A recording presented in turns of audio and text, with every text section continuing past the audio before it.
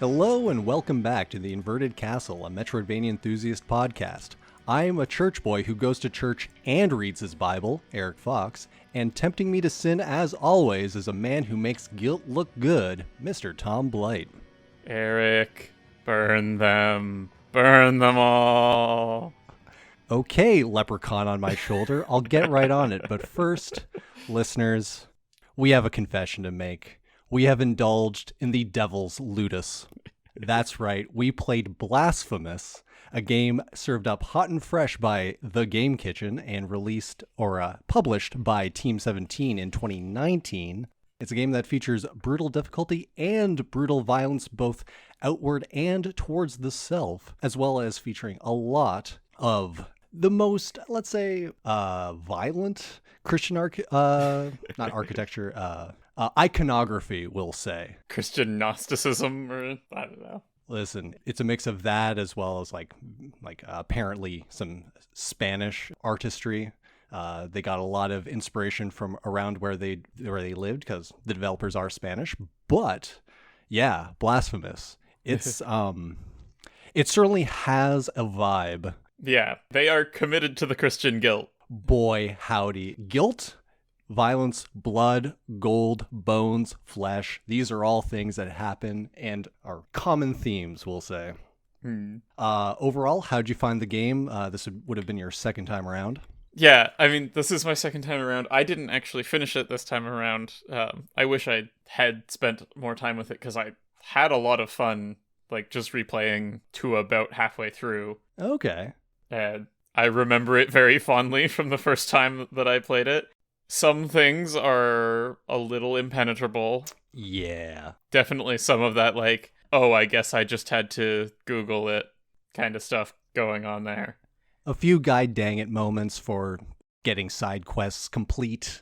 This is also a game with a lot of lore. Every item collectible has a respective, like, journal entry of sorts, all still, like, laid out in the same kind of heavily gravitas kind of old proselytizing speech of various characters who you never meet. Yeah, their world building is great. I mean, it's one of those things where, like, they've actually kind of given themselves an excuse for things not to make sense. Yeah. But also, I feel like it's internally consistent in that pretty much everything is caused by the miracle punishing you in some kind of ironic way. Yeah. And yeah, you should think about what you've done.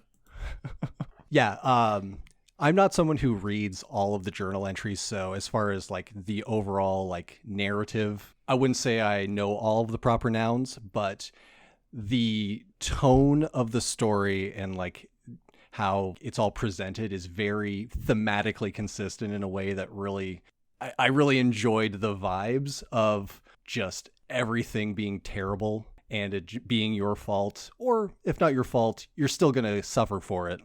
Trying to think of, like, what my point was there. It's, the brutal difficulty kind of factors into that as well. Yeah. The brutal difficulty kind of fits with the whole, like, penance thing, right? Right. It's punishing, you're going to get angry, but that's just your sin coming out. I don't know. I'm being weird. Yeah. I did not, like, enjoy this game overall, I would say. It's a very much a land of contrast, but at the very least, I'm saying thematically consistent for when I got legitimately mad at the game at points. But how it's presented, and, like, even though I'm not following all of the internal world building consistent, like, bits of it, every time someone comes in and lays out some great names for great things in this pompous proselytizing, like, yeah, no, I know someone who gets up on the Pope bench or whatever and starts talking about something I don't understand, but at least they've got some great names. Like, the thing that makes the world bad, like, we should probably start getting into the story here a bit. It's the grievous miracle. Yeah. And you are the penitent one, and you, like, fight things like Chrysanta of the Wrapped Agony. You get blood perpetuated in sand. That's one of the relics you get, and it's just an ability. Yeah. I guess also we should talk about the relics. But there are definitely a lot of proper nouns and a lot of epithets. I'm sorry, I'm terrible at saying that word. Yeah, epithets, like tons of them. One of the main collectibles is just people's bones, and the bones all have names attached to them. Yeah, no, there's a lot of flavor as long as the flavor you like is blood. Describing the story of this game is actually kind of hard beyond just broad strokes, because again, that's all I understand is the broad strokes, but it kind of sets the context for when you're what you're actually getting here. Yeah. But it's like, if you know Metroidvanias, then you know that, oh yeah, this is the remnants of a once great civilization now in its doom. Yeah. Perpetuated by the grievous miracle, which is basically both the cause of and solution to all of life's problems. Yeah. It's very, like, getting a little theological. It's God the omnipotent and omniscient knows you will sin, but still creates you and allows you to sin, kind of thing. And then gives you an ironic punishment for that sinning, which it created you knowing full well that you would do. I don't know. They're just like capturing the like weird like self-flagellation of Christian worship, I guess. Yeah, everyone's just kind of indulging in that, like, no, we are all such lesser beings and we deserve the punishment we're getting. Like, that's what, like, a lot of the NPCs you'll run into is just like, no, this is cool and good. And you're also getting right to the heart of why I would consider myself no longer of the faith. But that's probably too personal for what we're doing here. But rather... I mean, you can make it as personal as you want to make it. Exactly, and that's why I'm transitioning directly to the player character, the penitent one, who at the start of the game basically gets his cool sword, which was a statue that is at first depicted by, I assume, just a nameless woman just like punishing herself in guilt by repeatedly like thumping it against her sternum until she gets her wish, which is the grievous miracle turning it into a sword that impales her. Yeah. You pick it up. It's your sword. It is called mea culpa, getting all into that guilt, responsibility, all that good stuff. And you are the last of the Silent Brotherhood, as far as I'm aware. And yeah, you have the big conical hat with barbed wire on it filled with blood. And the game begins of you basically going and proving yourself to the grievous miracle in a way, like slaying certain bosses that are like, when I say bosses, I'm just like, I don't know if they're already sinners or if they're just challenges put in front of you.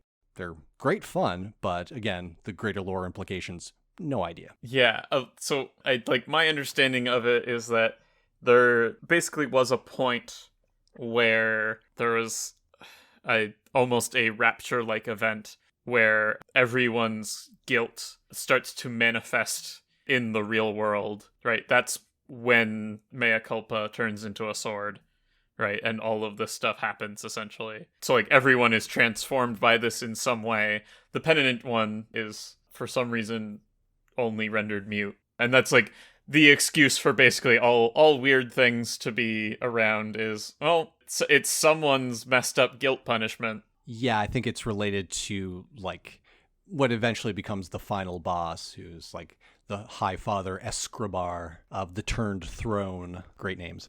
Yeah. But yeah, he kind of, at some point in the past, said, oh, the gods have abandoned us and guilt sucks, actually. And then everyone gets punished. Something along those lines. Again, take this with monstrous grains of purified salt. Yeah, I don't know. And also, I gotta say, the first cutscene that you see, I feel like went way more hardcore than the rest of the game. I guess the takedowns are incredibly brutal. Yeah, you'll occasionally do effectively Mortal Kombat style fatalities on just random enemies, and they are sadistic in a way that is not, I would not say, Christ-like.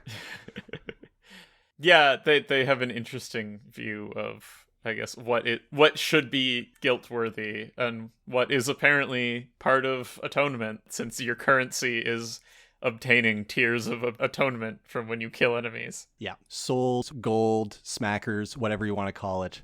That's how you buy things, with other people's tears. Yeah. Wild. But yeah, no, the broad strokes is you keep killing stuff that are ostensibly holy or holy related. A skull with melted gold in front of it tells you good job, keep going, until you eventually reach the highest point and confront Escribar. You know, if you overtake him, then you get the chance to prove yourself, either by running into the pile of ash and helmets that look like yours, and that's the bad ending. You don't have enough guilt. Yeah. Or you complete a bunch of obscure side objectives where you essentially break like a resource of yours. Like, oh, I mean, so like the statues are called confessor statues, right? And so essentially you go to the confession booth, but you actually could be breaking those confession booths and doing a wave of enemies. And then it wasn't actually very clear to me how this is supposed to be contributing to the final ending. I believe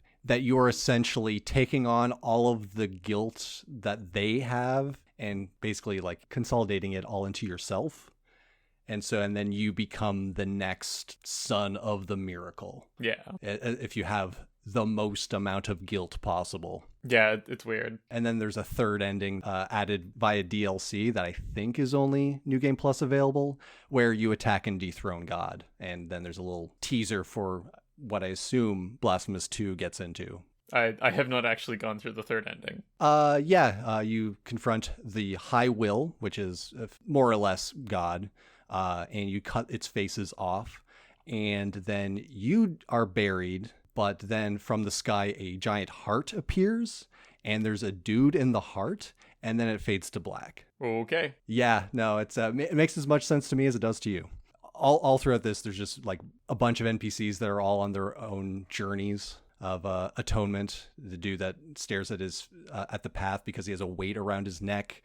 There's a lady who's chained through her flesh in one room that you can potentially put her out of her misery or do a bonus side quest for a spell.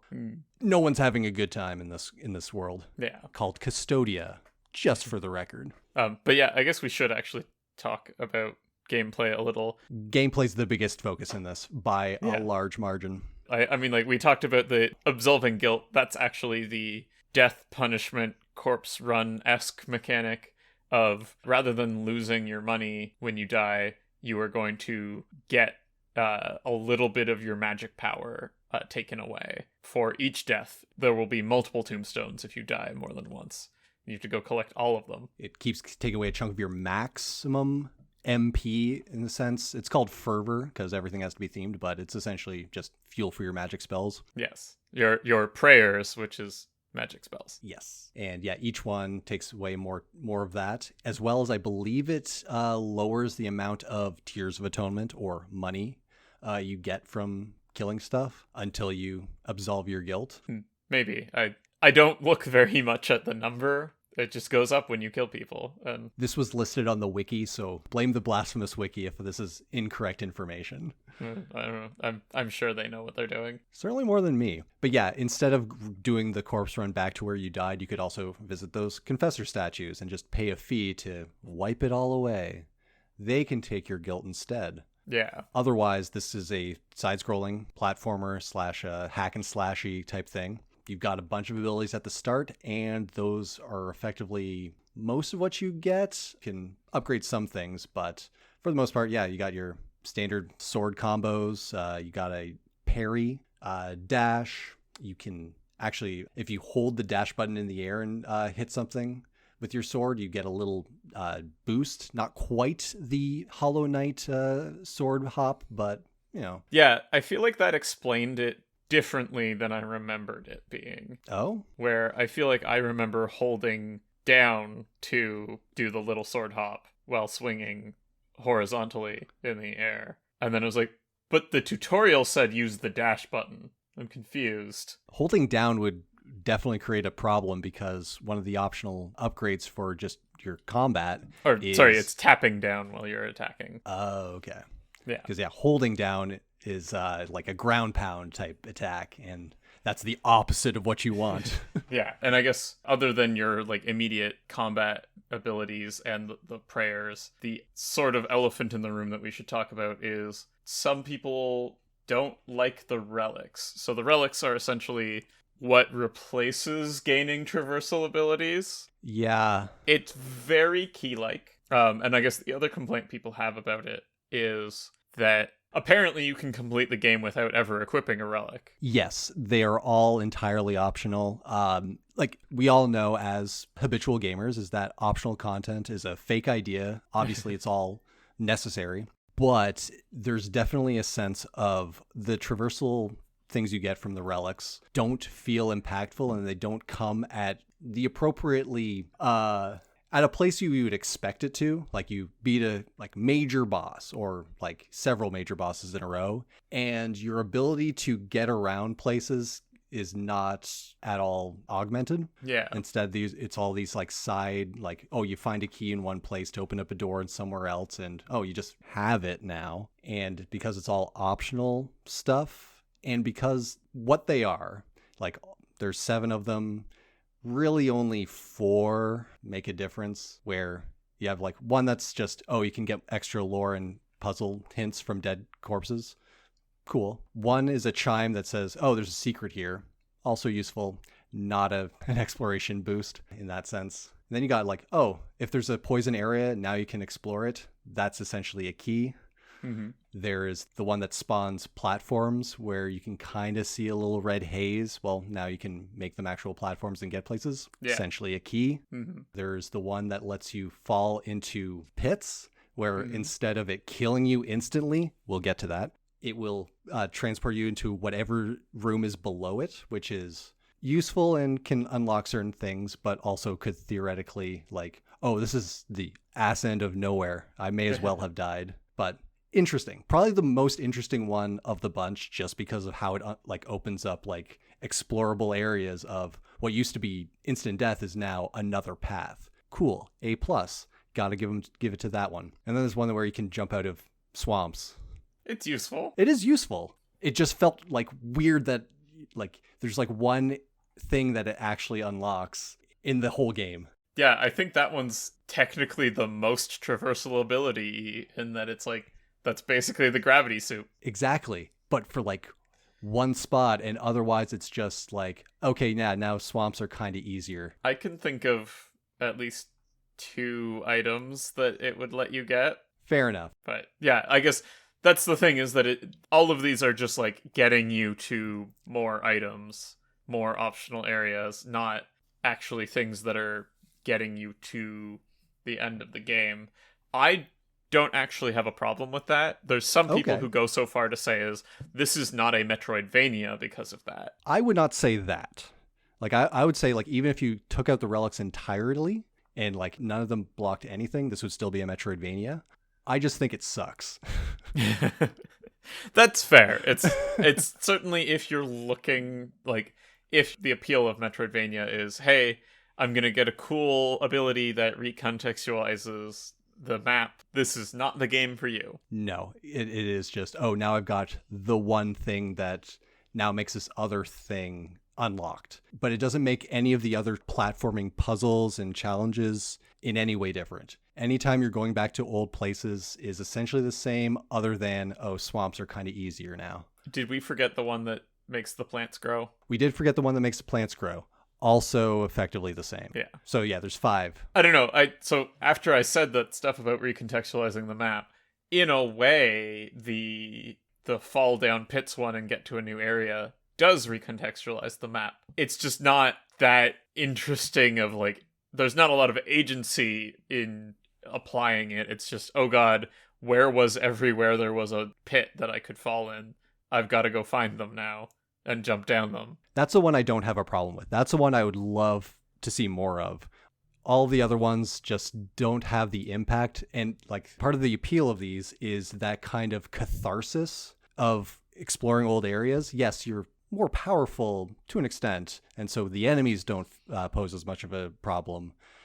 But I'm still doing the same stuff. Like the same jumping puzzle, the same, like everything's still like the same amount of danger. It just, going through old areas just felt tedious instead of now I can just blaze through these, and I can't exactly just turn my brain off and just think about, okay, what I'm doing next, what my goals are, because if I stop thinking about what I'm doing, I'll run into a pit or spikes and then I'm just dead. and then you go back to your last save point, and who knows when that is. You got to keep up as you're exploring through, because otherwise checkpointing sucks. And then you also have to go back to where you were to absolve your guilt or spend money. It's just a lot of pain points, and again, thematically appropriate. Man, they made you feel bad about fucking up. It is my fault, but of course it's my fault, but the punishment. I guess the other thing is, I think this was a New Game Plus area. Did you get to go to an area called Memories of Salt, which was like ships and zombies made of mud or some sort, or sand? In the background? No, like that was the enemies that would appear, as like mud would lift up a helmet. Oh, yeah, no, that's a DLC area. I went there. Okay, because some of these complaints at least get mitigated by the prayer that you get there, which lets you go back to your checkpoint without dying. Oh, yeah. No, yeah, I abused the hell out of that when I was doing my cleanup. I was like, wait, was this a thing that I only had access to because of New Game Plus? Because that would have sucked. Although I guess I did the full game without it, because Memories of Salt was not in the game when I played for the first time. That was a DLC thing, which, all the DLC was, I believe, just effectively updates to the game. I don't think anyone paid for it. But if you played the original release, I don't believe you had access to that. Yeah. Which is very useful. I did screw up once by forgetting the last checkpoint I had been at, and so went back further than I wished. But again, my fault. Mea culpa. Yeah, no. A very frustrating traversal, but I think combat is better when that's the focus. I think at the very least boss battles, 201, very fun to fight. Yeah, my one complaint about boss battles is that early on, how exactly the dash slide thing actually works is a little unclear. What do you mean? What were you expecting? Especially early, it's hard to tell if you're actually supposed to be able to get past a boss that has not jumped up without taking damage, or I don't know. I certainly remember with the first major boss, the one in Mercy Dreams, just being I can't tell if I'm supposed to be able to slide past this without getting hurt, because I am sometimes doing it and sometimes not. Yeah, I believe when it raises its one leg, then it's a small enough hitbox to get past, but otherwise, even though you probably have the space from the start of the dash to the end to get past it, it's not consistent. And yeah, your options there are either that or try and parry, but some things are just unparryable. Yeah. Although even the unparryables will just send you sliding backwards, right? I believe if it's elemental, like a fireball, it still hurts you, but maybe I was just bad at timing. Maybe I just never bothered parrying those ones. It seemed like a bad idea, and I did get hit, so, but... The parry is actually quite generous in terms of when you can opt into parrying. It essentially has no startup time. There is no need to wait for an animation to finish, right? You can animation cancel directly into the parry. Yeah, it's a panic option if you've kind of overextended yourself a bit and are about to get hit, but as a caveat to that, it's not universally useful, because usually you'd think in a parry game is you parry their attack and then they're open and you can punish, but only very few attacks are actually if you manage to deflect it, do you get the riposte, as far as bosses are concerned. Yeah, that's true. Standard enemies, they're fine. Yeah, it's basically just the human-sized bosses, and even then, not all of the attacks. I found a lot more success actually dash attacking and doing the fourth hit, the 4-hit combo. The fourth hit does so much more damage than your standard swipes, and then using the parry as a defensive option, but it's not as graceful a game as say what you would imagine a two-dimensional Sekiro to be, which is the only parry game that I can think of at the moment. I mean, I would kind of call Unsighted a parry game. I don't know. That's true. Unsighted is a game where, yeah, every boss can be parried, but you have to parry several times in a row before they become dazed, and then it's just a general, next hit is bonus damage. And this game has a distinct riposte, which is only situationally useful. but there's I would say, a fair degree of variation in the bosses. Yeah. Thematically, these are all giant paintings come to life of a very specific artistic style. There's a baby boss. You don't actually hurt the baby directly, but it will hurt you and hurt you bad. It has a command grab. I don't know if you remember this thing. I don't actually remember the command grab. Okay, like you're fighting this other, like, I think it's like a snake, like wooden thing in the foreground, but then there's like the baby who is like a blindfold or something. But like, Oh yeah. in the way a child does, where it just kind of like fiddles around with something in its hands and pulls it apart, it pulls you apart in a very just disturbing sense of like it doesn't know what it's doing, but it's so brutal how dead you are in the hands of this baby. And then if you defeat the snake boss, it just starts crying and then falls and, like, you know, disappears off screen. Baby's fine, probably. Yeah, probably. It's a giant baby. But yeah, there's that. There's like the Kraken type thing, which is, I think, is a DLC boss. Various horrors and like a sarcophagus of like many hands just holding up a skeleton man, and then various human sized, like, basically you're doing mirror matches, but they have slightly different abilities. Yeah, actually, one of the funny things about the mirror matches is that you can skip the boss battle by finding a certain item. But it was like, but wait, do I actually want to skip a boss battle? Are you talking about Esdras? Yeah. Yeah, that's how you get the third DLC ending. Ah, well, I was heading to the DLC ending, apparently. Yeah, that's a thing where I believe it's New Game Plus only. You have to get to a certain area. Maybe it's possible without, where you find his sister's grave, and it's a whole side quest chain of you find that, and that lets you skip his boss battle, and then you go to a bunch of different places, and then there's extended boss fights later in the game, and that's how you eventually attack and dethrone God later. Yeah, I just thought it was strange going through that a second time and being like, wait, I don't remember these things. And also, I kind of wanted to fight this boss. It was one of the funner ones. I don't know. Yeah, it's an all right boss fight as someone who did, and because I didn't know that I was missing out on stuff, or if I even could have skipped it in my regular old new game run. Yeah, it's one of the things where you can absolutely lock yourself out of that ending or various side quests by just making certain choices. So completionists, be wary. This one absolutely requires 2 full playthroughs, because they're also like side quests that are only available in New Game Plus. And definitely some mutually exclusive endings in terms of like getting 2 NPCs in the same room, then locks off the getting one of them to actually complete their quest properly, kind of thing. You'll miss out on prayers, various rewards. It's a whole thing. This is not a game that's going to hold your hand in anything. not to understand its story, not to play through the game. If you die for real. And sorry. Actually, one of the DLCs is a like a crossover thing with Bloodstained, completely separate. But I assume you did you engage with this at all? I only engaged with it in one spot that I found. Probably the best approach to that one. You don't like it? So this one is the main character from Bloodstained, Miriam, shows up and says, help me out, do these timed platforming challenges. And the first couple are pretty fun. But then by the end, the platforming like system of this game really outwears its welcome and requires, I don't know. I had a lot of problems consistently getting on and off ladders. I definitely have that problem too, occasionally, with like the ladders are you jump at it and then attack, and then somehow you can time it poorly, so you just do a regular swing instead of actually stabbing your sword into the ladder.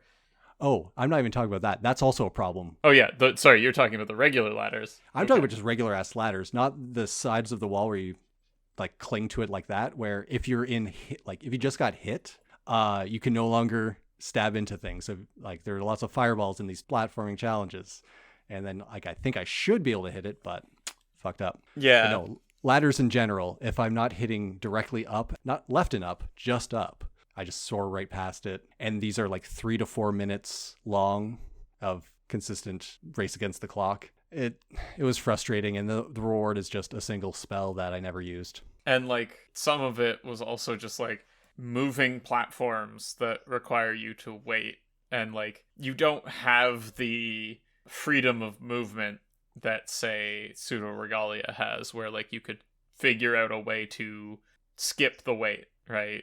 This is like waiting for this platform to move is the fastest I could possibly be going right now, as far as I can tell. And you're also never sure how close you're cutting it. Like, did I need to make the previous cycle? And now I'm just waiting, and you have to wait every time. And then there's, again, just instant death everywhere if you fuck up. Yeah. I don't know. Yeah, the timer wasn't that big of a deal, as it turns out. It was just getting to the end. That was another thing that was not around when I was playing it the first time. Yeah, I get what they're going for. It's definitely like a different thing than the rest of the game really challenged you on. I just think it was not its strength and ended up contributing to a lot of like the bad tastes that still reside within my mouth. This is a game that I really wish I liked more. Yeah, apparently. Yeah, like as I'm talking through a bunch of these, like all I can think of is like all the things where I just felt more frustrated. I definitely rage quit a couple of times when I was just doing like cleanup and fell into a pit or the spikes and thought, I'll come back. Meanwhile, I'm just going through being like, la la la la la, suffering is fun. Yeah, well, I wonder what that says about us. I don't know. And I don't value my time. We know this. I play JRPGs. I play the Tales games. It's not about self-respect. Maybe it just caught me at a bad time. I don't know. I get it. It's definitely like pits like that are pretty rare, right? Like most things take the Hollow Knight approach of, hey, if I'm going to have some kind of spike hazard, it's going to hurt you and then put you back to the platform near it. Yeah, beginning of the room. That's what I was used to, and it just felt so galling to say no. Back to your last save. I mean, the only other somewhat recent one that I can think that didn't really do that is in Ori. I felt like it. So the spikes wouldn't kill you instantly, but it was pretty likely in Ori. If you hit the spikes, you were probably going to hit them again before you escaped. Yeah, but didn't that one also have like you can pop down a checkpoint at will? It's true. It did. If you have the mana. If you have the mana, but it did have a mechanic around that, which I don't think I was super hot on at the time, but now I have more context, and I think, hey, it's better.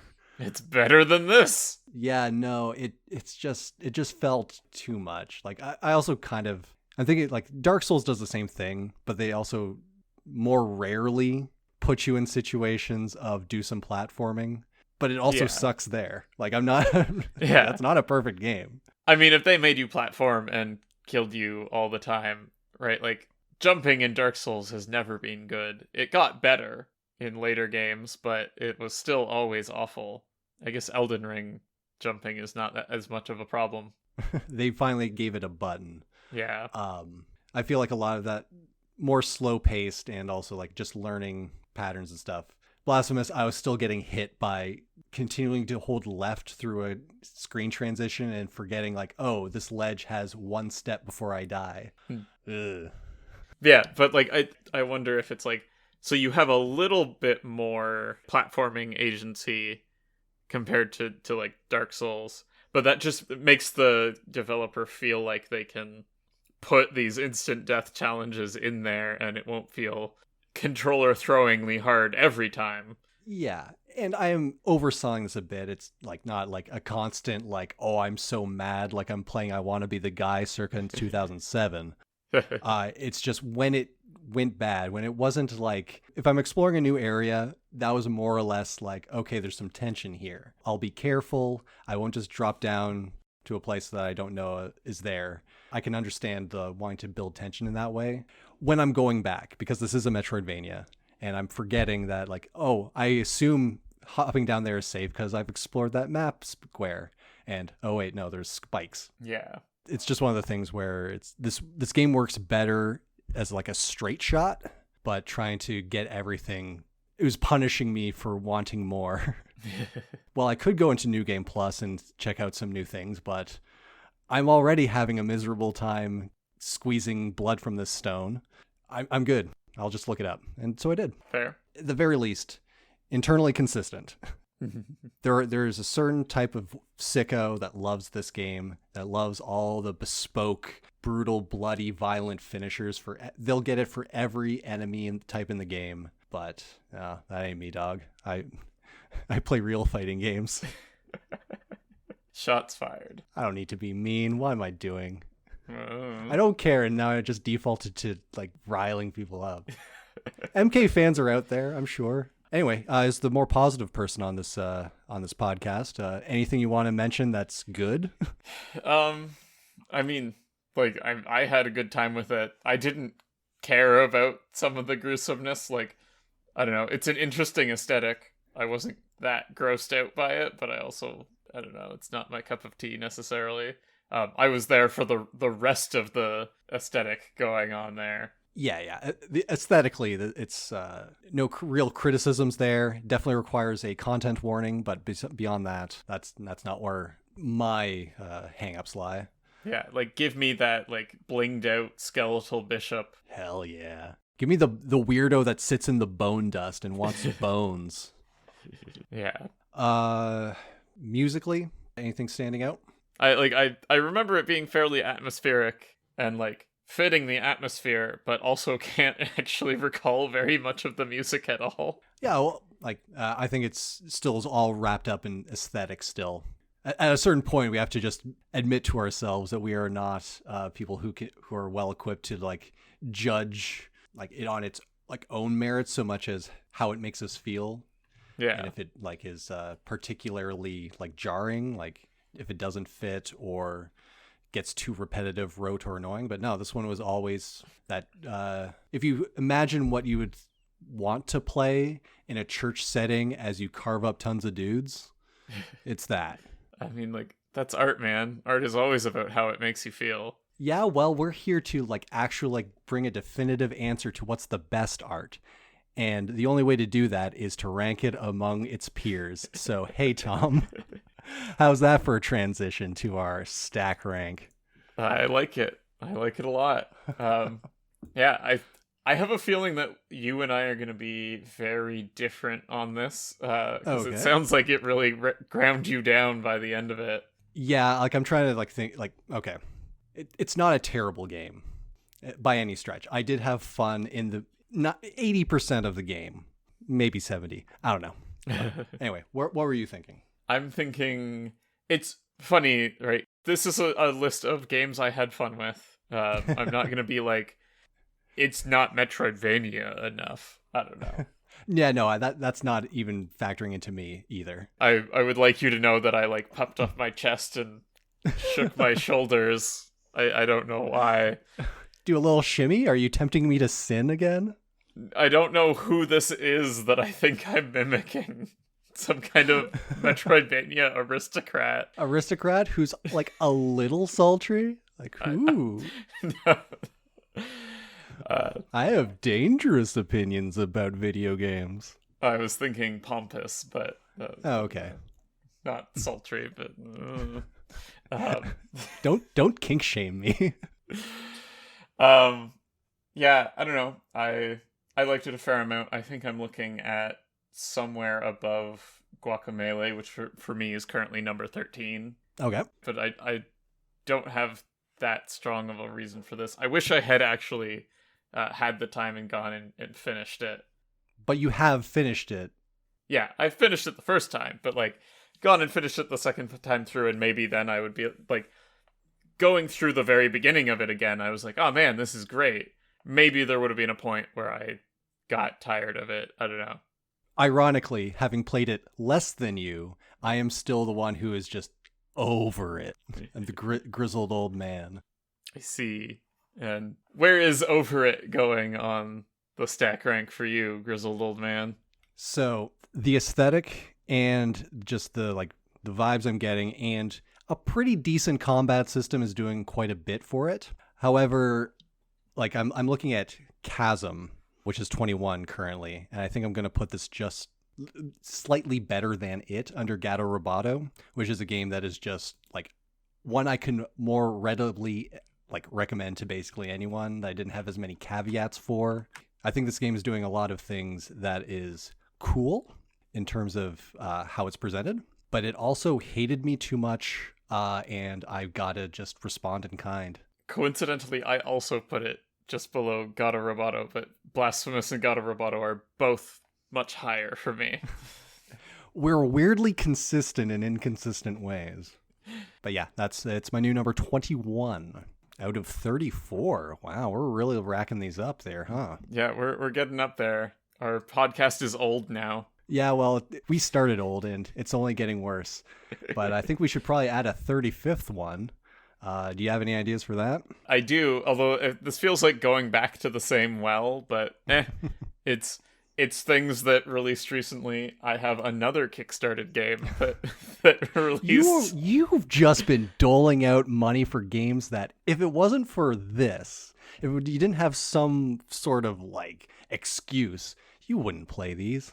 I don't even do it that much. It's just coincidentally that I guess I did it like twice in quick succession a couple of years, like some period of time ago, and now it's coming to fruition. I don't know. Yeah, like Chasm. I don't know why I said it like that. Absence of Light. I'm sure you've kickstarted other games as well. Did I kickstart Chasm? I don't think I did. Although I had played it at PAX before it released. Oh, that might have been it. But yeah, I feel like this whole project is just an excuse to finally get through your like my backlog. Your financially induced backlog. I mean, a little bit. There's definitely I should buy this game. We'll play it for the podcast eventually. I mostly don't. At some point, I have to go through everything that I got in like itch.io bundles. Oh man! And be like, hey, that's a one that I want to play that I don't need to buy again. But so the game is Rebel Transmute. I've never heard of this in my life. Yeah, that sounds like a Kickstarter game you'd support. I mean, it came out this month. This month being March of 2024? Yes. Wow. Yeah, it's recent. Hot off the presses. I've got it on Switch, so I'll be playing it there. I'll find it in like a back alley. I know a guy who knows a guy. It's in someone's. Okay, cool. I think this one is a little more well marketed compared to Absence of Light. And this one's more standard fare. It's not like, oh, it's a Metroidvania mixed with some other genre. Well, it calls itself a Metroidvania with heart, and I don't remember what that means. As opposed to fire, wind, etc. Yes, Captain Planet. Cool. All right. So yeah, Rebel Transmute. Yep. Sounds groovy. Well, you too can be a rebel by defying the odds and actually leaving a comment on our YouTube page at Inverted Castle Podcast, I believe, is the YouTube page. Yep.